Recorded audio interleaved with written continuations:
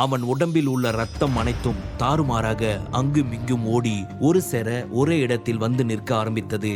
மீண்டும் அந்த இயற்கையின் நறுமணத்தை உணர ஆரம்பிக்க அவனது மனது அழகிய அந்த நந்தவனம் போன்ற இயற்கை பகுதியில் இருப்பதைப் போல உணர்ந்தான். அதே சமயம் இங்கே எல்லார் முன்னிலையிலும் அவனது கைகள் சிறிது நடுங்கவும் ஆரம்பித்தது. இதை கவனித்த ரவீந்திரன், ஹேமந்த் என அனைவரும் சிரிக்கத் தொடங்கினர். ராஜேந்திரன் மற்றும் லிசாவிற்கு மிகவும் பதட்டமாக இருந்தது. விக்ரம் அவரது நரம்புகளில் அழுத்தம் கொடுக்க அந்த ஸ்லோ பாய்சன் அவர் உடலெங்கும் பரவியிருப்பதை தன் பவர் மூலம் அவனால் மிக எளிமையாக உணர முடிந்தது. அவனாலேயே இந்த சக்தியை நம்ப முடியவில்லை. அதன் பின் தன் விளையாட்டுத்தனத்தை விட்டுவிட்டு மிகவும் உன்னிப்பாக நாடி துடிப்பை கவனிக்க ஆரம்பித்தான். இந்த ரோஹித் மற்றும் இந்த ட்ரீட்மெண்ட்டை இப்படியே கண்டினியூ பண்ணியிருந்தா ஒரு வாரத்தில் இவர் கியூர் ஆகியிருக்க மாட்டாரு, இறந்து போயிருப்பாரு என்று சொல்ல அதை கேட்ட அங்கிருந்த அனைவரது முகத்திலும் பதட்டம் பரவி கண்கள் அகல விரிந்தது. அவன் மீது அவர்களுக்கு நம்பிக்கை இல்லை என்றாலும் அவன் சொன்ன அந்த வார்த்தையை நினைத்து மனம் கவலையில் மூழ்கியது. ஆனால் ரோஹித் மிகவும் கோபமாக அவனிடம், அப்படியா, சரி சரி, நீ உன்னோட ட்ரீட்மெண்ட்டை ஸ்டார்ட் பண்ணு, அவர் அப்படி என்னதான் பண்ணி கியூர் பண்றேன்னு நானும் பார்க்கறேன் என்று திமிராக சொல்லிவிட்டு அவனை முறைத்து பார்த்தவாறு நிற்க, மெதுவாக ராஜாராம் கைகளை தனது கை மேல் வைத்தவன் மேலிருந்து கீழ் வரை நீவி விட்டான். அதன் பின் ஒரு முறை கீழிருந்து மேல் வரை நீவி விட்டான். இப்படியே 4-5 முறை அவன் செய்து முடிக்க அவர் உடலில் ஏற்பட்ட சீரான இரத்த ஓட்டத்தின் மாற்றத்தை அவனால் உணர முடிந்தது. மெதுவாக அவரது கையை பெட்டின் மேல் வைத்தவன் ராஜேந்திரன் அருகில் வந்து, இப்போ உங்க அப்பாவுக்கு கியூர் ஆகிடும், இன்னும் கொஞ்ச நேரத்தில் கண்ணு முழிச்சிருவாரு என்று சொல்லிவிட்டு அங்கிருந்து வெளியே கிளம்பி போக போன சமயம் ரோஹித் சிரித்து கொண்டே, டேய், எங்களெல்லாம் பார்த்தா உனக்கு காமெடியா இருக்குதா? நீ பேசாம வந்து நாடி துடிப்பை மட்டும் பார்த்துட்டு ஏதோ மேலையும் கீழையும் இழுத்து விட்டுட்டு சரியாச்சுன்னு சொல்லிட்டு போயிட்டே இருக்க.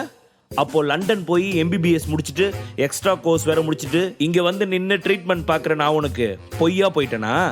இதிலேயே தெரியுதுடா நீ எந்த அளவுக்கு ஃப்ராடுத்தனம் பண்றவன்னு என்று சொன்ன ஹேமந்த் ரவீந்திரன் பக்கம் திரும்பி, இங்க பாருங்க, உங்க பையன் மகேந்திரனும் அந்த தினேஷும் சொன்னதுல எந்த தப்பும் இல்லை. இவன் சரியான லோக்கல் மட்டும் கிடையாது, பக்காவா பிளான் போட்டு திருடுற ஃப்ராடும் தான். இவனை சும்மா விடாதீங்க, போலீஸ் கிட்ட பிடிச்சு கொடுங்க என்று அவன் ரவீந்திரனிடம் கோபமாக சொல்லி கொண்டிருந்த சமயம் திடீரென ஒரு முதியவர் இரும்புவது போல் சத்தம் கேட்டது. சத்தம் வந்த பக்கம் அனைவரும் திரும்பி பார்க்க இத்தனை நாள் கோமாவில் உயிருக்கு போராடி மிகவும் சீரியஸாக இருந்த ராஜாராம் தான் தட்டு தடுமாறி மெதுவாக தனது கண்களை முழித்து பார்த்தார். டே விக்ரம, நமக்கு ரொம்ப பெரிய ஜாக்பாட் அடிச்சிருக்குடா. நீ நினைச்சது மாதிரி இந்த பெண்டன் கிரீன் பவர் மூலமா ராஜாராம் தாத்தாவை எப்படி கியூர் பண்றது அப்படின்றதுக்கான ட்ரீட்மெண்ட் மூளைக்குள்ள தெரிய ஆரம்பிச்சது. இப்போ உடனே நம்ம இங்கிருந்து கிளம்பணும், அதான் ராஜாராம் தாத்தா சரியாகிட்டார்ல என்று தனக்குத்தானே அவன் பேசிக் கொண்டிருந்த சமயம் வேகமாக ராஜாராம் அருகில் ஓடி வந்த லிசா, தாத்தா நீங்க சரியாயிட்டீங்களா? உங்களுக்கு எந்த பிரச்சனையும் இல்லை தானே என்று கேட்க, நான் நல்லா இருக்கேன் லிசா கண்ணு, ஒன்னும் இல்லை, நான் சரியாயிட்டேன் என்று தட்டு தடுமாறி மூச்சு வாங்கியவாறு சிரித்து கொண்டே சொன்னவர் அங்கிருந்த அனைவரையுமே ஒரு பார்வை பார்த்தார். அதன் பின் லிசாவிடம், ஆமா, என்ன கியூர் பண்ண டாக்டர் யாரு? அப்பா, உங்களுக்கு ட்ரீட்மெண்ட் பார்த்த டாக்டர் இவர்தான், டாக்டர் ஹேமந்த். இவரோட ட்ரீட்மெண்டால தான் நீங்க குணமாகி இருக்கீங்க என்று பெருமையாக சொன்னான் ரவீந்திரன். கோபமாக அவள் அவர்கள் இருவரின் பக்கமும் திரும்பி, தாத்தாவை சரி பண்ணது என்னோட ஸ்பெஷல் கெஸ்ட் விக்ரம் தான். விக்ரமோட ட்ரீட்மெண்டால தான் தாத்தா கியூர் ஆனாங்க.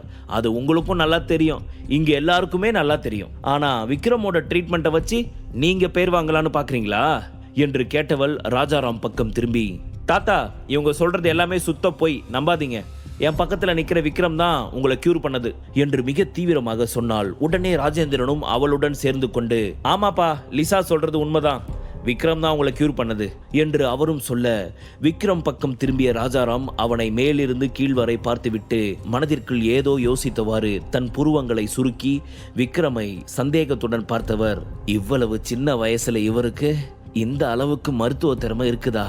ரொம்பவே ஷாக்கிங்கா இருக்குது என்று சொன்னார் ராஜாராம். நிலைமை தன் கைமீறி போவதை உணர்ந்த ரவீந்திரன், அண்ணா என்னன்னா நீங்களுமா நம்ம அப்பா குணமானதுக்கு இந்த லோக்கல் தான் காரணம்னு நினைச்சிட்டு இருக்கீங்க? நீங்க சரியான புல்ஷிட்னா. ஹேமந்த் தான் அப்பாவை குணமாக்கினாரு என்று சொன்னான். யாரு? நாங்க சிச்சுவேஷனை யூஸ் பண்ணிக்க பாக்குறோமா? நல்லா யோசிச்சு சொல்லு, நாங்களா இல்ல நீங்க யூஸ் பண்ண பாக்குறீங்களான்னு என்று ராஜேந்திரன் கேட்க, நீங்க ஏதோ புரியாம பேசிக்கிட்டு இருக்கீங்க, நீங்க சொல்றது உண்மையே கிடையாது என்று ரவீந்திரன் அவனுடன் வாதிட்டான். சூழ்நிலை தங்களுக்கு சாதகமாக இருப்பதை உணர்ந்த ரவீந்திரன் அதை மேலும் வலுப்படுத்த, அண்ணா நீங்க உண்மையை நல்லா புரிஞ்சுக்கோங்க. அவன் நாடியை தொட்டு பார்த்ததுமே நம்ம அப்பா கியூர் ஆவறதுக்கு அவன் என்ன கடவுளா? ஹேமந்தால தான் அவர் கியூர் ஆகியிருக்காரு. உங்களுக்கு இந்த உண்மை ஏன் புரிய மாட்டேங்குது என்று சொன்னான். இங்கே நடப்பது எல்லாமே விக்ரமின் கண்களுக்கு வேடிக்கை போல் தெரிந்தது. அதை பார்த்து அவன் சிரிக்க ஆரம்பித்தான். அட பாவிங்களா, ஒரு மனுஷன் உயிருக்கு போராடி செத்து பொழைச்சி திரும்பி வந்திருக்கான். ஆனா அவருக்கு என்ன ஆச்சு, எப்படி இருக்குதுன்னு நலம் விசாரிக்கிறதை விட்டுட்டு நீயா நானான்னு சண்டை போட்டுக்கிட்டு இருக்கீங்களடா என்று நினைத்தவன் மேலும் சிரிக்க ஆரம்பித்தான். என்னடா சிரிச்சிட்டு இருக்க? ஓ, தோத்து போயிட்டோமே, இப்ப அசிங்கப்பட வேணுமே, என்ன பண்றது அப்படின்னு தெரியாம அந்த பயத்தை மெயின்டைன் பண்றதுக்காக சிரிக்க ஆரம்பிச்சிட்டியா? இங்க பாருங்க, ஏற்கனவே சவால் போட்டது தான். நீ தோத்து போயிட்டன்னு இங்க இருக்கிற யாருக்கும் தான் சரியா புரியல. உனக்குமா புரியல? மீறி ஏதாவது பண்ணணும்னு நினைச்ச செத்து போக வேண்டியதுதான். நான் வேணும்னா உனக்கு ஒரு டெமோ காட்டவா என்று அவன் சொல்லி முடிக்கும் முன் விக்ரம் அவனது வாயில் ஓங்கி குத்தியிருந்தான். இதை சிறிதும் எதிர்பார்க்காத ரவீந்திரன், ஏண்டா உனக்கு எவ்வளவு தைரியம் இருந்துச்சுன்னா என்னோட வீட்டுக்கு வந்து இங்க இருக்க என் வீட்டு ஆளுங்க முன்னாடியே நீ என்னையே அடிப்ப என்று அவன் சொல்லிக் கொண்டிருக்கும் பொழுதே அவனது உதட்டில் இருந்து ரத்தம் வடிய ஆரம்பித்தது.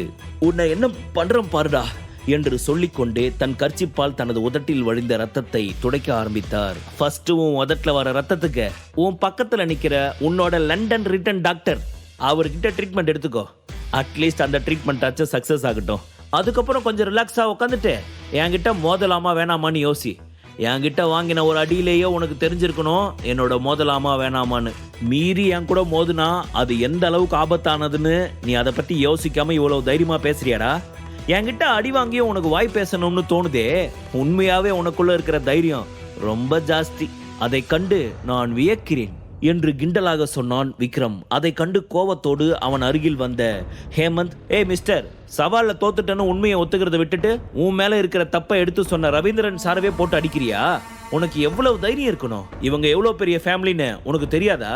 உன்னுடைய லோக்கல் சீன் எல்லாம் இங்க எதுவுமே வேலைக்கு ஆகாது. மரியாதையா நீ சவால்ல தோத்துட்டேன்னு என்னோட காலில் விழுந்து சலாம் போட்டுட்டு ரவீந்திரன் சாரை அடிச்சது தப்புன்னு அவர் காலில் விழுந்து மன்னிப்பு கேட்டுட்டு இங்கிருந்து ஓடி போயிடு என்று ஹேமந்த் அவன் முன் வந்து நின்று விரல் நீட்டி அவனை மிரட்ட அந்த விரலை மடக்கி பிடித்து, ஃபாரின் போய் படிச்ச படிப்பை இங்க எல்லாரும் முன்னாடியும் எக்ஸிக்யூட் பண்ணுடான்னு சொன்னா வாய் ரொம்ப ஓவரா அடிச்சிட்டு இருக்க உன்ன என்று அவனது வயிற்றில் ஓங்கி குத்தினான் விக்ரம். வலி தாங்க முடியாமல் வயிற்றை பிடித்தவாறு சுருண்டு கீழே விழுந்தான் ஹேமந்த்.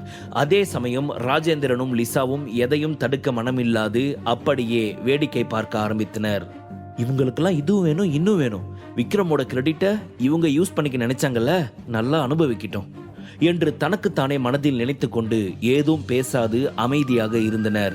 ஆனால் இதையெல்லாம் பார்த்த ராஜாராம் கோபமாக, டேய், உனக்கு எவ்வளவு தைரியம் இருந்துச்சுன்னா யா முன்னாடியே என்னோட பையனை போட்டு அடிப்ப என்று மூச்சு வாங்கியவாறு கோபமாக கேட்க விக்ரம் திரும்பி பார்த்து அவரை முறைத்தான். அவனது பார்வை ராஜாராம் பூபதியை பயமுறுத்தியது. யார் இவன்? இவனோட பார்வை என்னை இந்த அளவுக்கு பயமுறுத்துதே என்று யோசித்தவர் அதற்கு மேல் எதுவும் பேசாது அமைதியாக இருந்தார். லிசாவோ அங்கு நடக்கும் எதையும் தடுக்க மனமில்லாமல் அமைதியாகவே நின்று கொண்டிருந்தாள். ஒரு கட்டத்திற்கு மேல் விக்ரம் அங்கிருந்த அனைவரையும் கோபமாக ஒரு பார்வை பார்த்துவிட்டு, லிசா கூப்பிட்டாலே அப்படின்றதுக்காக தான் நான் இவரை காப்பாற்ற வந்தேன். நான் வந்த வேலை முடிஞ்சிருச்சு, சோ நான் கிளம்புறேன் என்று சொல்லிவிட்டு அங்கிருந்து கிளம்பினான். இங்க பாரு ராஜேந்திரா, அந்த தம்பி விக்ரம் நமக்கு பண்ணி இருக்கிறது ரொம்ப பெரிய உதவி. அவருக்கு தக்க சன்மானத்தை நாம் அவருக்கு கொடுத்தே ஆகணும். நீ அவரை நல்லா கவனிச்சு வழி அனுப்பி வை என்று ராஜாராம் பூபதி சொல்ல, சரிங்கப்பா, நீங்க சொன்ன மாதிரியே பண்ணிடுறேன் என்று சொல்லிவிட்டு ராஜேந்திரன் அங்கிருந்து வெளியே செல்ல லிசாவும் அவர் பின்னால் சென்றாள். விக்ரம் அந்த ரூமை விட்டு வெளியே வந்து அங்கே இருந்த பச்சை பசேல் என்ற கார்டன் வழியே நடந்து மெயின் ரோட்டை நோக்கி சென்று கொண்டிருந்தான். மெயின் கேட்டை நோக்கி சென்று கொண்டிருந்த சமயம் ஒரு குரல் அவனை அழைத்தது. விக்ரம், ஒரு நிமிஷம் என்று அவனை கூப்பிட்ட சத்தம் வந்த பக்கம் திரும்பி பார்த்தான். அங்கே லிசா தான் மூச்சிறைக்க அவன் அருகில் ஓடி வந்தாள்.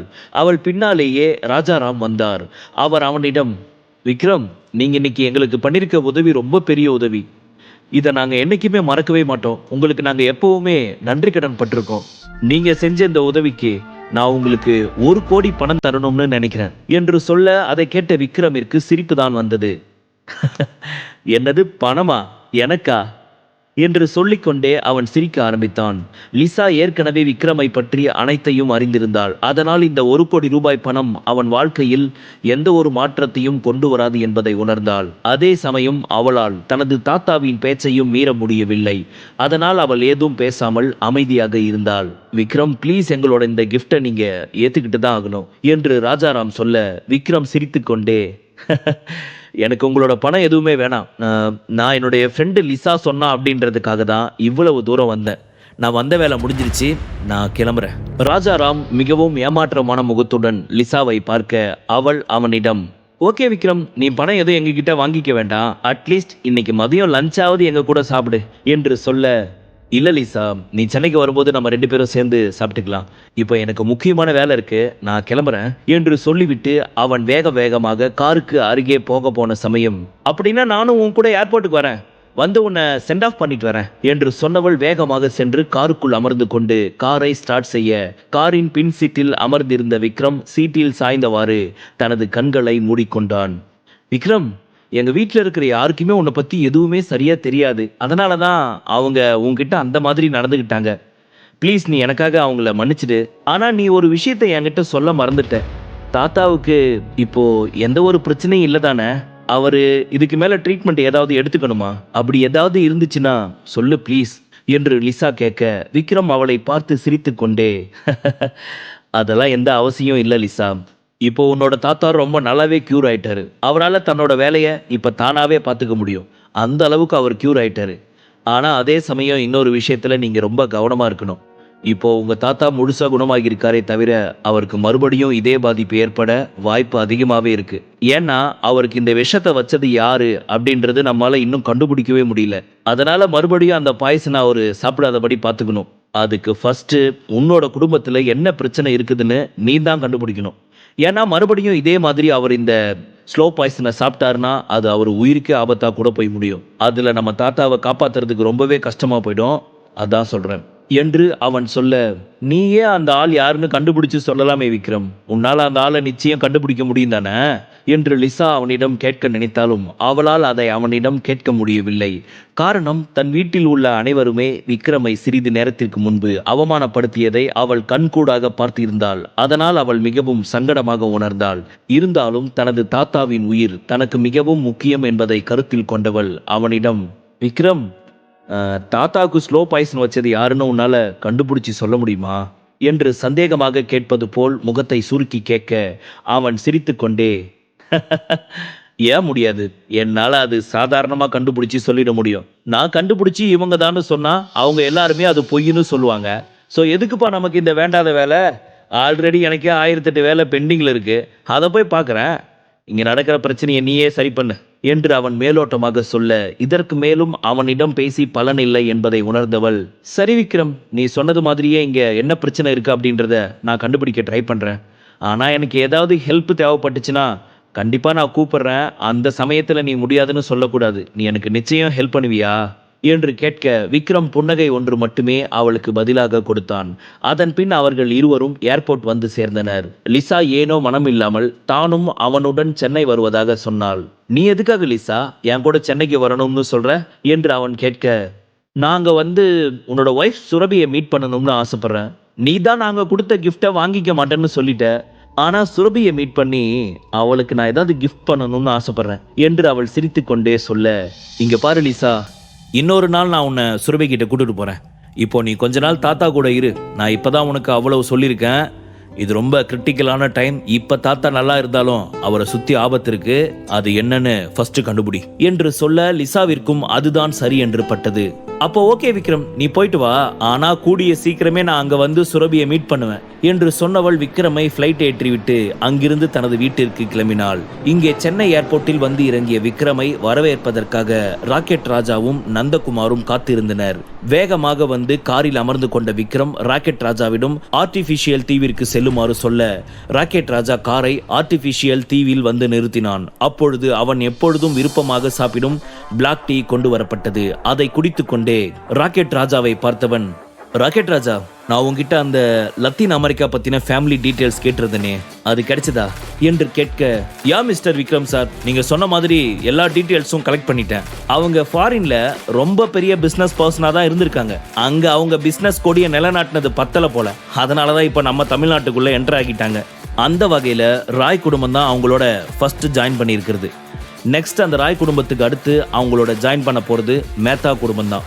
இவங்க இந்த மாதிரி பண்ணிக்கிட்டு இருந்தாங்கன்னா நாளைக்கு நம்ம நந்தகுமார் சாரோட கம்பெனிக்குமே ரொம்ப பெரிய ஆபத்து வர்றதுக்கு நிறைய சான்ஸ் இருக்குமா என்று தயங்கி கொண்டே கேட்க, அவனை பார்த்து கிண்டலாக சிரித்த விக்ரம், இங்க பாரு ராக்கெட் ராஜா, அதை பத்தி நீ நினைச்சு எதுவும் டென்ஷன் ஆகிக்காத, உன் வேலையை கண்டினியூ பண்ணிக்கிட்டே இரு, மீதி நடக்க வேண்டியதை நான் பாத்துக்கிறேன் என்று சொன்னவன் தனது பிளாக் டீயை குடிக்க ஆரம்பித்தான். அதன் பின் ராக்கெட் ராஜா அங்கிருந்து சென்று விட, நம்ம பேபியை மீட் பண்ணணுமே, என்னமோ எனக்கு பேபியை ரொம்ப மிஸ் பண்ற மாதிரி ஃபீல் வருது, அவகிட்ட கொஞ்ச நேரம் மனசு விட்டு பேசிட்டு அப்புறமா வீட்டுக்கு போலாம் என்று முடிவு செய்தான். அதே சமயம் இங்கே புருஷோத்தமன் கம்பெனியில் ஹாயாக சேர்மேன் சீட்டில் சாய்ந்து லேப்டாப்பில் ஏதோ வேலை செய்து கொண்டிருந்த சுரபி மொபைல் நோட்டிபிகேஷன் சத்தம் கேட்டு திரும்பி பார்த்தாள். அதில் விக்ரம் என்ற பெயரை பார்த்த அவளின் முகத்தில் சந்தோஷம் பூத்தது.